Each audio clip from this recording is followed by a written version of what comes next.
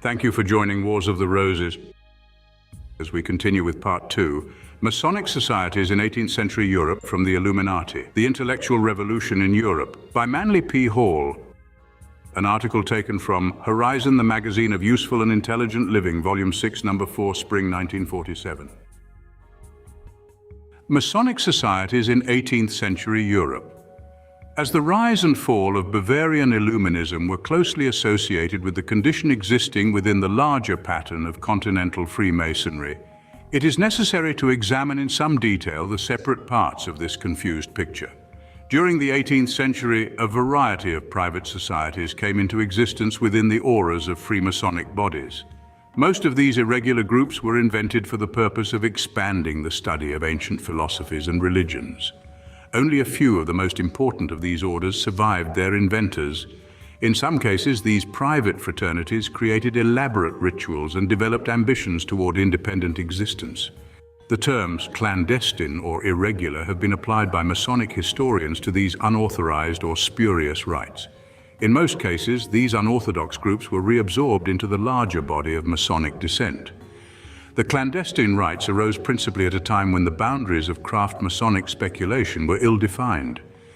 In the presence of reasonable doubts concerning orthodoxy, these irregular lodges were able to justify a number of pretensions and held considerable fascination for those dedicated to recondite speculations. Lacking internal vitality or dependent for their survival upon one or two dynamic intellectuals, these private societies lacked a general appeal and were limited in their sphere of influence to certain times and places. Freemasonry watched these irregular groups attentively, and as they faded out, their characters, certificates, diplomas, trestle boards, rituals, symbols, and related documents were withdrawn from public availability and stored in the archives of the European Grand Lodges. The principal motive for this procedure was to prevent further schisms from developing based upon these high-sound but mostly vacant documents. In addition to the groups arising within Masonry, there were a number of outside movements which attempted to attach themselves to the Masonic order for protection or for the advancement of their own purposes. In some cases, these groups were drawn toward Freemasonry by overlapping memberships or parallel interests. In other instances, efforts were made to exploit Masonic influence for religious or political ends. Many of the clandestine rites were inspired by deficiencies within the body of the legitimate Masonic descent. Masonry made use of a variety of ancient religious and mystical symbols and claimed, at least by implication, a participation in the esoteric traditions of antiquity, a subject of never-ending appeal. There were many high intimations, hints, and promises regarding the philosophical content and occult lore. After initiation, the new member was usually disappointed. His questions were left unanswered, and the rituals served to further confuse the already obscure symbolism. The new brother was not always impressed by the scholarship of his fellow members or the intellectual acquirements of the officers of his lodge. Instead of finding himself in the company of an order of supermen, he discovered that the brothers of the mystic tie were much like himself, confused and uncertain, and given to aimless discussion of unattainable abstractions. 18th century Europe was still dominated by the hermetic speculations which had intrigued the minds of the 17th century intelligentsia. Rosicrucianism, alchemy, Kabbalism, astrology, and magic and pagan mysteries had lost little of their earlier charm. Freemasonry came to be regarded as the legitimate descendant of the goldmakers, the sorcerers, and the mystics. It was a day of dupes and disappointments, of large promises and small fulfillments.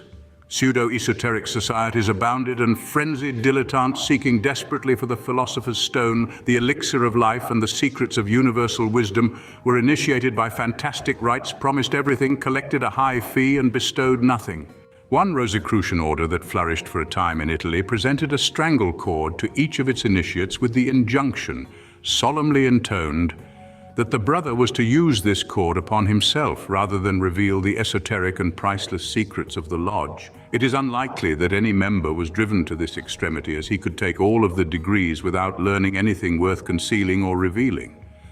Needless to say, about all that he had to show for his original investment in time and money was an elaborate parchment covered with Kabbalistic designs, and bearing the signatures, real or feigned, of the right worshipful hierophants. These bogus organizations followed a systematic program of competitive pretension. Each was more elegant and more esoteric than the other, until the whole pattern reached the outermost circumference of the conceivable.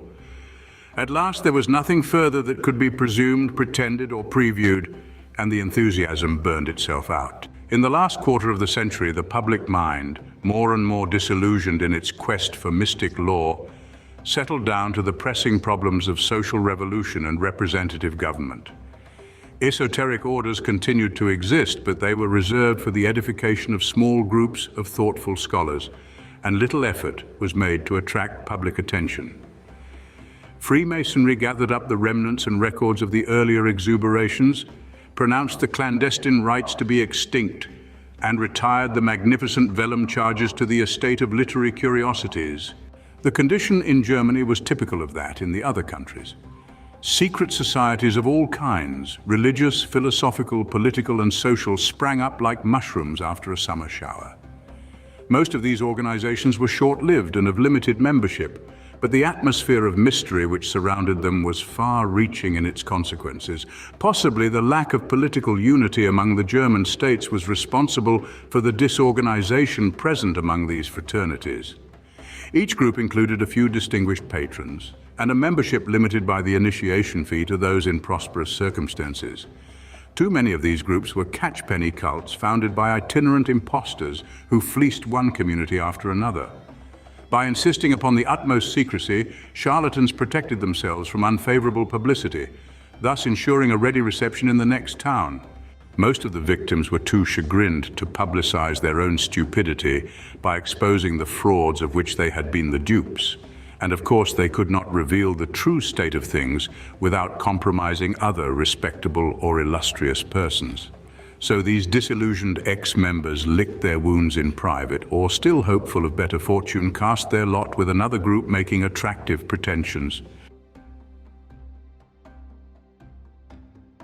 Leaf of a Masonic friendship book with drawings and writing in the autograph of Baron von Ecker und Eckhoffen. The combination of Rosicrucian, Hermetic and Kabbalistic symbols is indicative of the Baron's broad philosophic interests.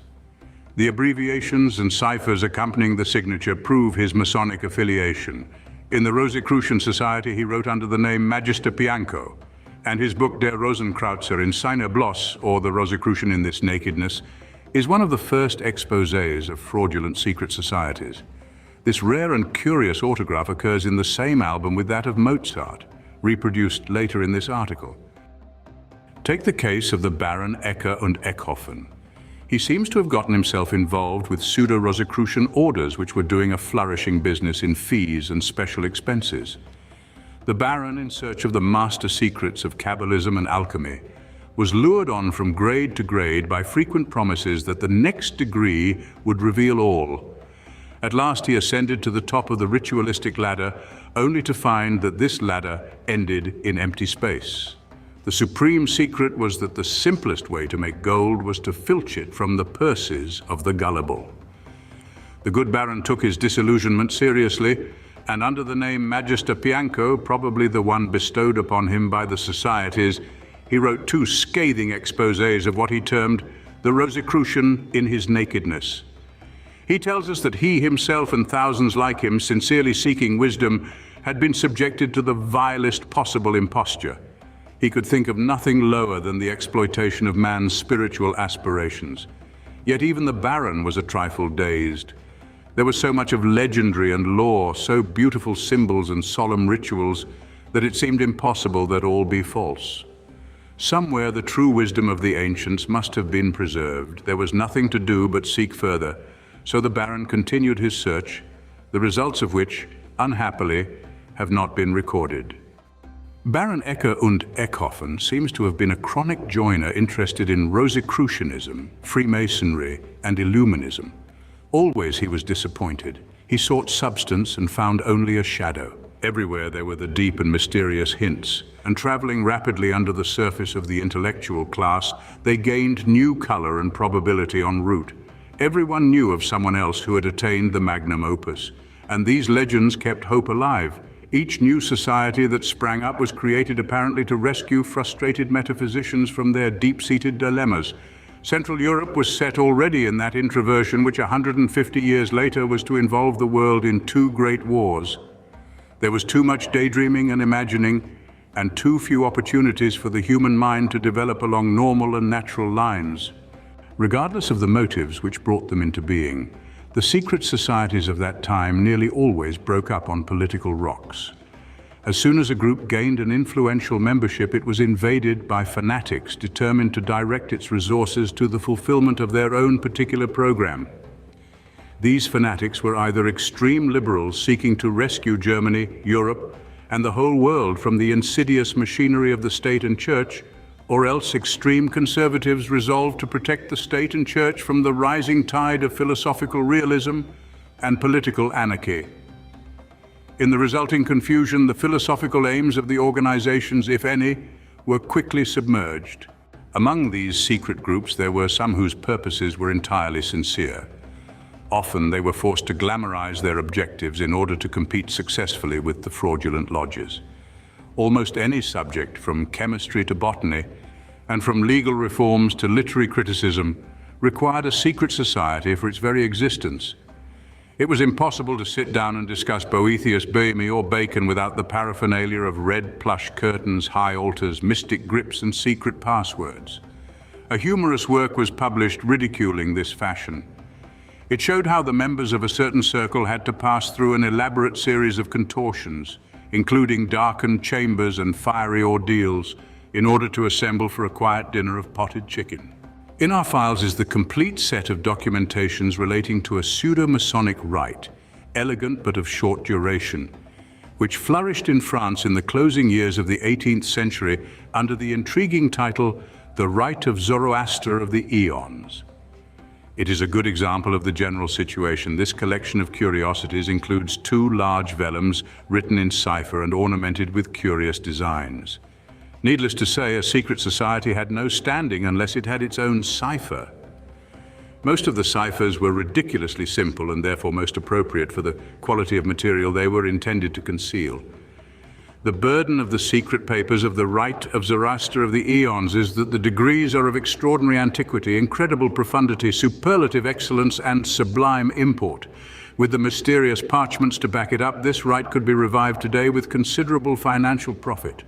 Very few would have the presumption to ask embarrassing questions as to who was responsible for the vellums. From the foregoing, it is not difficult to understand why it came about that in 1782, a Masonic Congress was convened at Wilhelmsbad, under the presidency of the Duke of Brunswick, to end the discord among the various groups of German Freemasons and related orders. This conference was concerned partly with the discovery of the secrets of the higher degrees of Freemasonry, which several Grand Lodges claimed to possess, but were unable to produce.